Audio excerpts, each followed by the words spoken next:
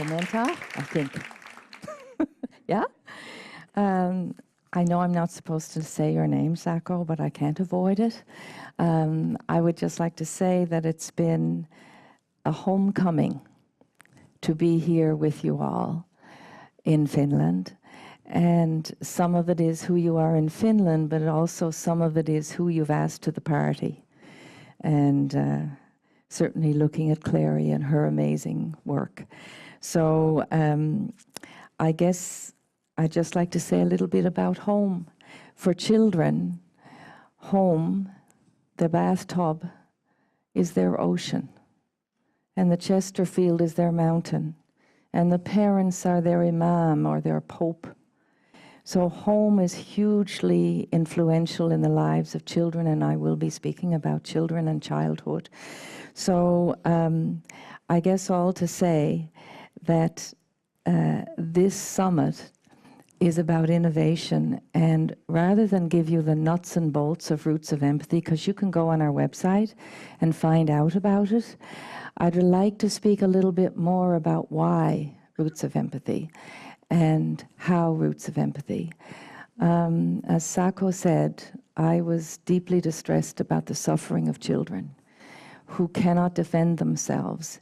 And bullying is a pernicious, pervasive problem that I don't know how we have allowed ourselves to overlook it and say, oh, everybody goes through that and it's a ritual and you get past it.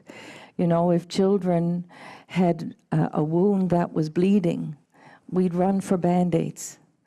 But just because the wounds are inside, we have been able to overlook the pain of the children. So I wanted to draw the curtain on cruelty. And I wanted to understand why are we so cruel to one another? And why do we not defend one another? And the work that I had been doing before I started Roots of Empathy, initially I had been a classroom kindergarten teacher. And I left that because of the injustice with which children presented themselves to the classroom. It was so uneven. Some little ones were ready to learn and were happy and full of hope and joy, and others were defeated before they crossed the classroom door. So it's all about family. So I have a very deep belief in the positive impact of family. I think in schools we tended to think the family was the problem. Well, I really believed the family was the only solution. And that if we didn't bring families into respectful relationships with schools, we would never change any of the injustices. So my first innovation was working with families, bringing babies and their parents and toddlers into schools so that we could demystify the school system and that we could help the families figure out what it was that they needed in order to be able to have their children ready to take advantage of what schools offer, and that was my university. And just like in the home, the kitchen table really is the best university we've got in the universe. That's where you get your deep learning, because deep learning is a connection of cognition and emotion. And the big thing about home and family, it's all related to emotion. Robert Frost, the poet, says that home is a place where when you go there, they've got to take you in.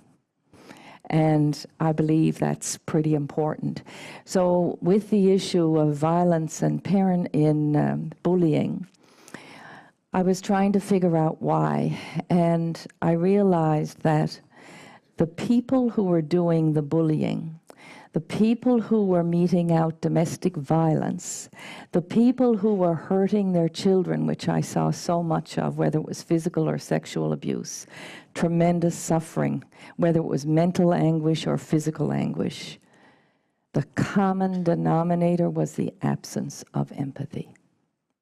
So then my question was, so where do you get it and how much does it cost? And I'll have a dozen to go. So I figured out in looking at where do the children come from, again, everything goes back to the home. So my belief was that we are all innately empathic, and that what happens in the first year of life has everything to do with the rest of your life. what happens in that attachment relationship between the parent or parents or grandparents, whoever's primary caregiver, and the little baby, that will help that baby feel loved so that they know how to love later, or feel worthless, and later on make them want to get even or disappear. So my focus then was, how do we hold the hand that untangles the matted hair of the child? How do we hold that hand? And that's the parent. And I realized the generational cycle of violence, bullying, poor parenting, and figured out my innovation would be to break that cycle. So Roots of Empathy is about breaking a cycle of violence and bullying and poor parenting. So let's just see what we've got here. Did I start at 10 minutes or 20 minutes? What? 15, that's a surprise. I was told 20, but that's okay, I'm with you. So I'm dyslexic, I'm not going to be reading this with you. This is just for background. But I do believe that empathy is comprised of both the cognitive aspect, which is perspective taking, and perspective taking is core and an initial step in any conflict resolution. So Roots of Empathy is about building children who will be able to participate in the world, in their families, in society, in their classrooms. They will become agents of peace. They will become agents of joy. The affective aspect of empathy is emotion.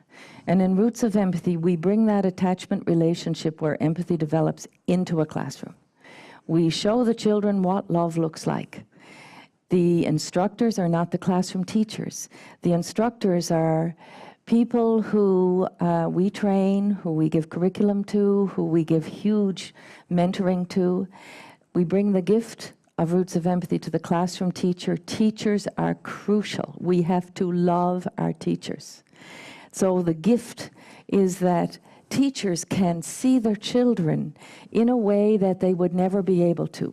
As a teacher, you're so busy that you can never just sit back and watch your children as people, that you can never see the wondrous contributions that they can make when you're speaking to their emotional lives, not to what they know.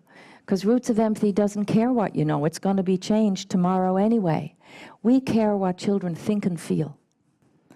So that's where we are.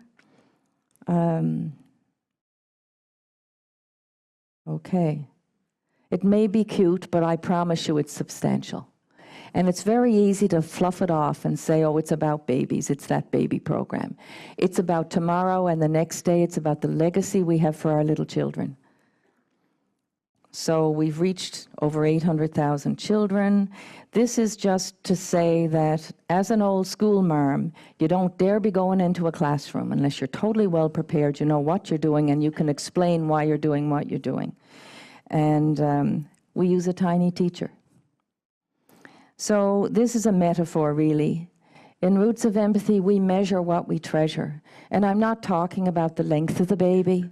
I'm talking about the depth of the children. I'm talking about the children as the leaders of tomorrow. We care about what they feel. We care about what they think. We measure their mental health. We measure their capacity to understand how others feel and to feel with them, which is what empathy is. We really listen to what children tell us in their art. Okay, this is a little video. We need it louder, please. What does that sound like? What's the sound? We only ask questions. She's telling, I want this toy. So she's saying she wants this toy, but the whole sound she's making. Let's put this out for a look. Let's see what happens. Okay, now is this, do you think she'll be able to get this? Okay, let's watch her. Now what is she going to do?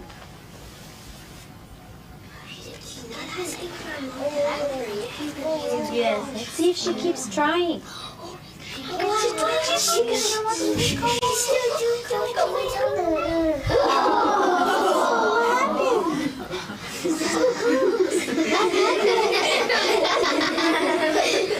happened? Should I pick you up? Do you need help? Okay, let's pick you up. Okay. Did she get upset when she tipped over? No. No, so is she easily frustrated? No. No, she's not. Let's try and put her back. Hannah, come here. Sure.